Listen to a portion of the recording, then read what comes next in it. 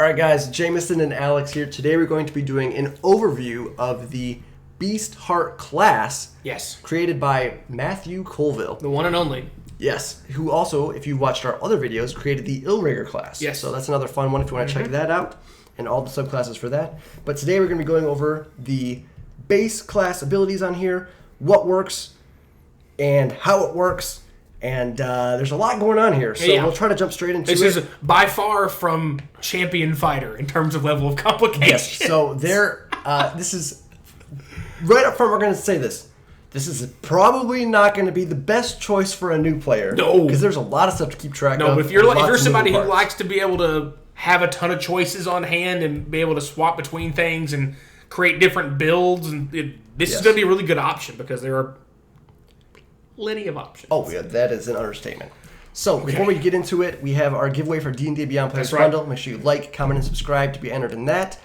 And, of course, thanks again to our sponsors, Hit Point Press. Make sure you check out their stuff. As always, I'll have a link down in the description down below to check out their stuff. Let them know that you are supporting us, supporting them, that they stay as sponsors. So, please, if you can take a minute, click that link, check out their stuff, see how great their stuff is. Watch some of our videos on their stuff if you're wondering it. But all their stuff is high quality, definitely worth, at the very least, a quick look. That's right. So, we'll jump straight into it on here.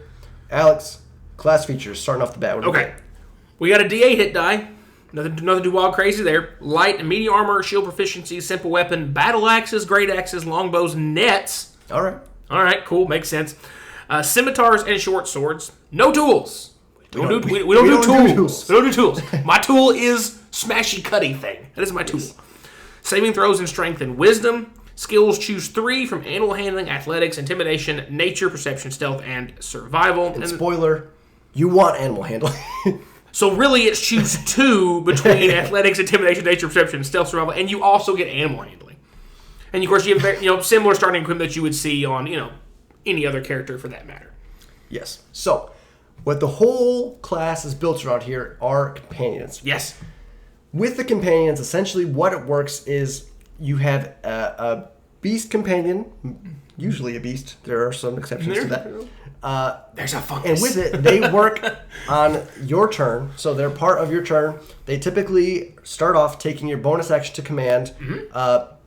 They have their own reactions, actions, bonus actions, stuff like that. And with these, they gain ferocity, which is their expendable resource that is tied to both you and them for this class. And they can actually be run individually from the Beastheart as well as like a sidekick kind of character to a party. But with the Beastheart, they gain additional benefits. So they are built in directly to scale with the Beastheart. Ferocity, you're going to get 3 options for each companion, which is at level 1, level 3, and level 5. And that is expended to use one of their unique abilities from a companion. That's right. Speaking of companions, there are 15 options. So we wanted to go through each of them in depth and give commentary on all of the abilities.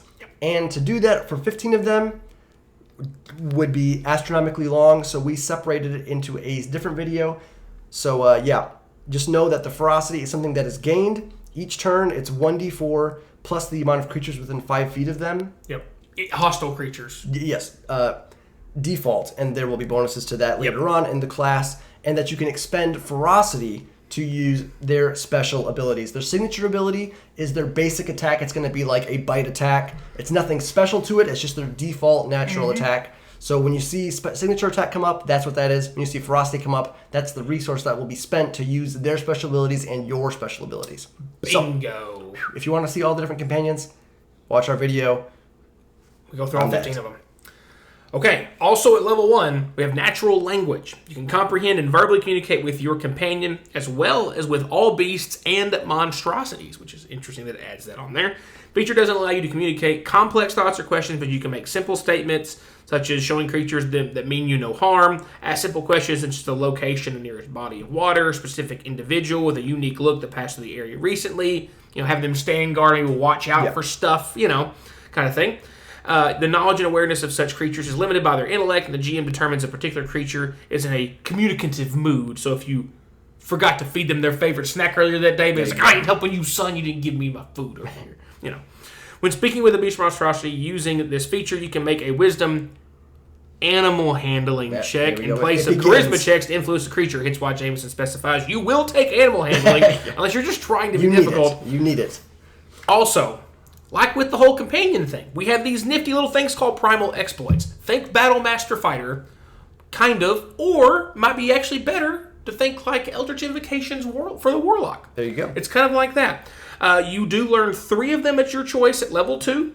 And then you get 2 additional ones at 10 and 2 additional ones at 17. There are some that you can only learn early on at level 2. Right. There's some that you have to get to level 10 before you can pick them. Some you get to level 17 before you pick them. They each have their own specified ferocity cost. Again, like Jameson said, with your companion gains that every level. And you spend those to do those different effects as they exist. And just like with the companion thing, there's 21 of these different Primal Exploits, which is why we did a whole dedicated video to the Primal Exploits as well. So if you watch this review and you're like, you guys even talk about the Primal Exploits, it's like, no. Because there's a 20 We wanted to be able to comment on every single one. And if we comment on every single one and there's 21 of them, it's going to take a substantial amount of time. So you've got big old long companion video, plus a normal standard length Primal Exploit video, plus a class overview video. It's like, so, and the thought was to doing a class overview video. Yes. If you're interested in the class, you can dig deeper into it with the companions and exploits. But we wanted to give you the basic rundown of how the class works before you dig into all the really detailed nitty-gritty stuff, because this is a very detailed, complex, lengthy, wordy, complicated class. Yes. So, the only thing I will say about the Primal Exploits before we go to the rest of the thing is how the DC works. It is based on your wisdom. Yes. So your exploit save DC is 8 plus your proficiency bonus plus your wisdom modifier. So you do know how that based on strength and wisdom proficiency for saving throws is great because that's what you're built around. Okay. Skipping all of the multiple pages of actual ferocities that are in here to get down to the rest of what the class gets. Yes.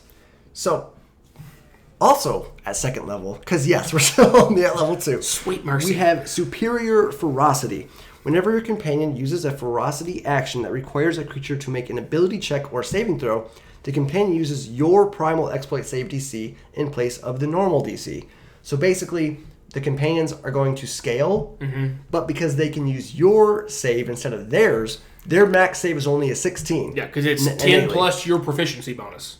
Right. So this way, being part of the Beastheart class, they will scale even better than they would if they were not used with the Beastheart class. Then at level 3, we get our companion bonds. These are the subclass options. There are 5 in this PDF, which we will do independent rated videos like we do for all of our subclasses. Y'all, come on, for each of those. So stay tuned to the channel for those. Over the course of the next period of time, we'll be going through all 5 of those and rating them based on their roleplay, combat, and overall class synergy, like we always do. That's right. And you're going to get those abilities at level 3, level 7, 11, and 15. I do like it's the capstones at 15 and not like 18, 19, 20. Again, as much as I love Paladin, it does hurt sometimes that angry, nasty capstone is until level 20. Yes, for sure. Also, we have Master Caregiver at level 3. You gain proficiency in the animal handling skill. If you already have proficiency in this animal handling skill, your proficiency bonus is doubled for any ability check when you make with a skill. So you're thinking, well, you guys told us to take it at level 1. Yes. You want double. You want now it's doubled. There's a reason you're going to want that, which is explained in 14,000 other places between later in this video, the other 2 videos, and so on that we will do. Ability score improvements are the standard. You're not a rogue and you're not a fighter. You're getting it at 4, 8, 12, 16, and 19. And you can deviate the points just like you would as standard. There you go. Then at level 5, we have Beyond Instinct. Thanks to your care, your companion's tenacity and versatility grow. You and your companion gain the following benefits. Whenever your companion gains ferocity at the start of your turn, they gain an additional 1 ferocity. So it will be 1d4 plus the number of hostile creatures within 5 feet, plus 1. Your companion gains proficiency in saving throws with 1 ability score of your choice. All right, cool. Wonderful. You just get to give them that. Your companion gains proficiency in one of the following skills of your choice: acrobatics, animal handling, athletics, intimidation, investigation, perception, performance, sleight of hand, stealth, or survival. Your companion can use wisdom in place of intelligence when they make an ability check using the investigation skill, and they can use strength or dex in place of charisma when they make an ability check with intimidation or performance. I think just a side note on here is giving a companion animal handling would be Fascinating. Very interesting. Yes. It's like your pet is taming pets. Yeah. At the same time. Yeah. So maybe it's trying to communicate with... You communicate with your pet, so it's trying to communicate with other animals. Chain of so command. it's like laying down the law. There are upgrades to this as well. So when you reach 10th level in the class, the additional ferocity gains increase to 3. So it's 1d4 plus 3 plus the number of hostile creatures. Yep. Your companion gains proficiency in another saving throw of your choice and gains proficiency in another skill from the list above. So some more utility in the RP and save department on there. And then lastly, at level 15 in the class, the additional ferocity your companion gains increases to 5. So 1d4 plus 5 plus the number of hostile creatures within 5 feet. Your companion gains proficiency in another saving throw of your choice and gains proficiency in another skill from the list above. Yep. So you're going to gain 3 skill proficiencies, 3 saving throw proficiencies, and have the increased way to gain ferocity. Absolutely. We also have improved signature attack at 5. This really feels like a monk. You're getting stuff at like almost every level, with this, which is great, which I love because it doesn't like leveling up doesn't feel empty at times. Yes. Like with casters, you get your like spell slots. So sometimes your levels are just you get a new level spell, and you're like, okay, cool. It's cool. Yeah, I can prepare one more spell now. Yeah, cool. We have improved signature attack. When your companion hits with their signature attack, the attack deals 1 additional weapon damage die. This increases to 2 additional weapon damage die at 11 and 3 additional weapon damage die at level 17. So good job of scaling this pet up with you. Beastmaster Ranger.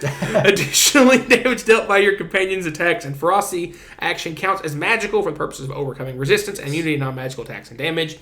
That seems like an automatic thing, but I'm glad it's in there. Yeah, it is very important. And it is nice, too, because the default die for all of these is the D6. So you're going 1d6, 2d6, 3d6, 4d6. Yep. Kind of like a cantrips scale, essentially. Yeah, pretty much. And then also with that, too, that's interesting is you don't have extra attack. Nope. But you attack and your pet attacks. Right. So you kind of get extra attack early because you use your bonus action to command the pet. So you're doing like action and then your bonus action attack. It's kind of like off, like 2-weapon fighting. Yeah. Using your bonus action. Pretty much.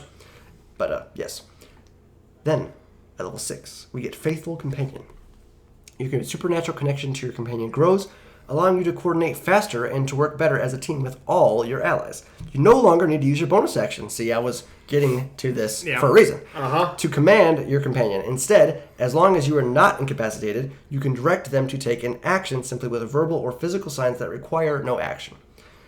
Key point on verbal or physical signs. So they would need to see or hear you to do so. If they're blinded and deafened for any reason. Right.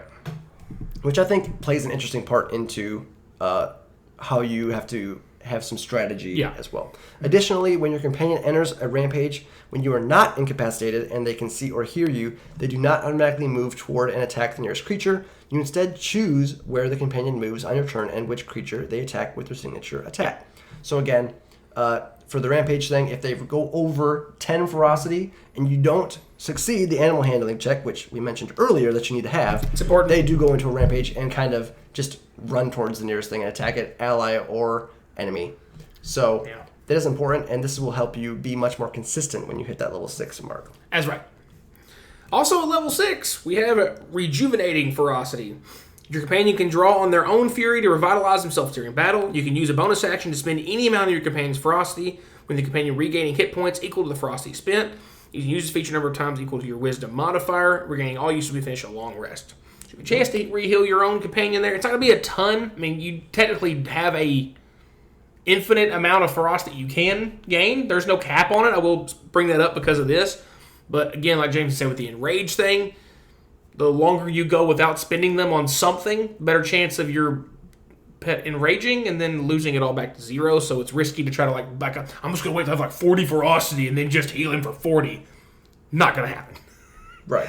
You will fail that saving throw for it. And I will make a mention here too, which this is kind of where it's kind of important, is with the companion, if your companion lost hit points or is dead, you can spend a minute meditating on the companion's spirit. The companion then regains all the hit points and returns to life as if they were dead. And you gain 1 level of exhaustion. If the companion's body was destroyed, they reform within 5 feet of you. So that is important. Also, the first time you finish a long rest after you gain a level in the class, you can bond with a new companion of your choice, which arrives within 5 feet of you. So if you already had one, it goes away and then the new one shows up. So basically, if it dies, it's not gone forever. Right. So Your whole class isn't ruined by the fact that your companion does. There are ways to bring it back, essentially. Or get a new one. Yes. Then at level 8, we have Primal Strike. You gain the ability to infuse your weapon strikes with primal energy. Once on each of your turns, when you hit a creature with a weapon attack, you can cause the attack to deal an extra 1d8 damage to the target. The damage type is determined by you when you gain this feature and is chosen from the following list of acid, cold, fire, lightning, poison, or thunder damage. Each time you gain a level in the class, you can change the damage type to another type from the list. When you reach 14th level, the damage increases to 2d8. So it's kind of like clerics with their Divine Strike. Yep. You get your Primal Strike. It's exactly the same thing. Okay. Oh, this is another reason we split the videos up. Mystic Connection. Level 9. Your connection to your companion grants a natural talent. The benefit of your Mystic Connection depends on your companion. Again, there are 15. If you ever gain a new companion, your new companion's Mystic Connection benefit replaces the old one. So try to fly through these as quickly as possible because there's a bunch of them. There's 15 of them. If you didn't catch that, there's 15 of them. Basilisk. As a bonus action, you cover your skin in a flexible layer of stone that lasts for 10 minutes. While coated in stone, you have resistance to bludgeoning, piercing, and slashing damage. Benefit usable once per long rest. Bloodhawk. As a bonus action, you gain flying speed equal to your walking speed for 1 hour. You can't use benefit again to finish a long rest. Bullet. As a bonus action, you gain burrowing speed equal to your walking speed for 10 minutes. This is a once per short or long rest. Deinonychus, you can take the hide action as a bonus action. Use the benefit a number of times equal to your wisdom modifier per long rest. Dragon Wormling, as a bonus action, you imbue a weapon you hold with draconic power for 10 minutes. While this power is in effect, attacks may use a weapon to an extra 1d10 of the type associated with your Wormling's draconic lineage trait, which again, when you chose that, you picked that damage type, all that stuff happens ahead of time. And this is a once per long rest feature. Earth Elemental, as a bonus action, you transfer a body into dirt and stone for 10 minutes. I'm just imagining how fun that's going to be. While in this form, you can walk through non-magical objects made of earth or stone. You can end your turn inside an object. You take 1d10 force damage and are shunted back to the space when you enter the object. You can't use benefit again. You finish a long rest. Gelatinous Cube. Your body becomes flexible and gelatinous. As an action or bonus action, you can absorb a tiny object you hold into your body so no one else can access it. Yes. Yes. Sorry, that broke my whole... Mine. As an action or bonus action, you can then excrete an absorbed object into one of your empty hands or have it fall at your feet. You can absorb up to 4 objects at a time. Any absorbed objects fall out of your body when you die. There's another creature within 5 feet of you hits by the attack. You can use a reaction to deal 3d6 acid damage to the attacker. You can't use benefit again. You finish a short or long rest. 30-second timeout. I immediately reading this go like, remember when you were a kid and somebody's like, hey, will you give me one of the, can I have one of those? You just lick it. It's mine now, isn't it? Just absorb it in For there. that reason. That's all I thought about with this. Oh, it's so good. Go ahead. All right. I was waiting for my chance. Giant Spire. You gain a secondary sense that warns you of danger. You have advantage on initiative rolls and can't be surprised while not incapacitated. Giant Toad. You can hold your breath for 1 hour and gain swimming speed equal to walk speed. In addition, you can make a long jump or high jump as if you had a running start even when you didn't. Giant Weasel. As a bonus action, you can cause your teeth to become pointed weasel teeth for 1 minute, allowing you to make bite attacks against the target within 5 feet as a bonus action. This is a natural weapon attack that deals 1d10 piercing damage, in which you can use your strength or dex mod for its attack and damage rolls. Can't use this benefit again, so you finish a long rest. Then you have Hellhound. As a bonus action, you shroud yourself in hellfire for 10 minutes. While shrouded this way, any creature within 5 feet that hits you with a melee attack or that touches you for the first time on a turn takes 2d6 fire damage. Can't use this again until you finish a long rest. Mimic. As a bonus action, you touch a small or smaller non-magical object and polymorph it into any other non-magical object of the same general size and weight and whose value cannot exceed the value of the original object. No turning baseballs into rocks of gold. There you go. Yeah. The object remains polymorphed for 1 hour. If you move more than 30 feet away from the object, the polymorph ends early, or you can choose to end it early as an action, using any material polymorphed in this way, as the spell's material component causes that spell to fail. You can't use this benefit again until you finish a short or long rest. You also have Owlbear. As an action, you let loose an inspiring hoot. Each creature... I had to. Of your choice within 30 feet of you that can hear you gains temp HP equal to your character level. You can't use this benefit again until you finish a long rest. Sporling. When you hit another creature with a weapon attack, you infuse the attack with special spores that impose disadvantage on the target's attack rolls until the end of their next turn. You can't use this benefit again until you finish a short or long rest. And then lastly, the Warg. Your walking speed increases by 10 feet. Keep the shortest one for last. That's right. What's that about? Again, there are 15 different mystic connections depending on your companion that is tied to that. If you want more details on how all the individual companions work outside of those, again, there's a whole video for that. And spoiler, you know what all the 15 options are now because their names are on there. That's right. You just don't know any of the stuff they do besides this. At 13, we have Loyal to the End. Even harmful magic can't shake you and your companions loyal to each other and your friends. You and your companion can't be charmed or frightened. All right. Simple enough. At 14, we have Keen Senses. Your senses sharpen, becoming akin to those of a fearsome predator. You have advantage on perception checks that rely on hearing, sight, or smell. Additionally, you can take the search action as a bonus action. Interesting. Then at level 18, we have Summon the Wilds. You can call forth nearby creatures as a distracting swarm. Depending on your location, this horde could consist of birds, fish, insects, rodents, or other similar creatures of your choice. As an action, you call out to the creatures, which arrive immediately and occupy a 30-foot cube centered on a point within 120 feet of you that you can see. The swarm persists for 1 minute. On each of your turns, you can use a bonus action to move the swarm up to 30 feet in any direction. Each creature of your choice that starts their turn in the swarm's area must succeed a wisdom save against your exploit save DC, or have disadvantage on ability checks, attack rolls, and saving throws, and have a -5 penalty to their wisdom perception score. Yep. Until the start of their next turn. Can't use this feature again until you finish a short or long rest. That's right. So you become Ace Ventura. That's right. Essentially. That's right. And finally, we are a Paladin because we have a level 20 capstone. But it's for the primary class. Not subclass. Not subclass. So not quite. Not quite. But still. Very impactful. That's right. Unbreakable Friendship. That's right. Your affection and your friendship for your companion infuses the creature with primal energy, making them a paragon of their kind. While you have at least one hit point and your companion can see or hear you, you and your companion gain the following benefits. You automatically succeed on animal handling checks made to prevent your companions from entering a rampage. You can choose to not make the check if you wish to have your companion enter a rampage on purpose. Okay. If your companion is reduced to 0 hit points but not killed outright, they drop to 1 hit point instead.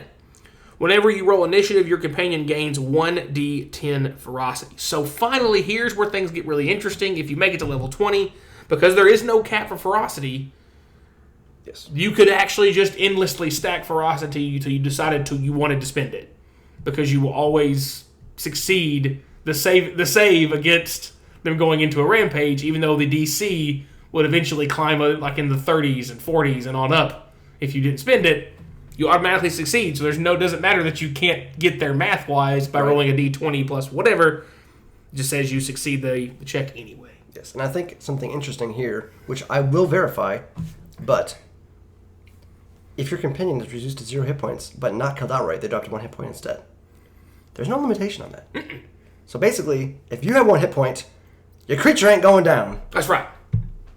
Okay. Because it loves you too much. It's an unbreakable friendship. That's right. Unless you're broken. Unless you're broken, and then it breaks. Then there's nothing that it can do about that. The bond between you can't be broken, but if you're dead, sorry.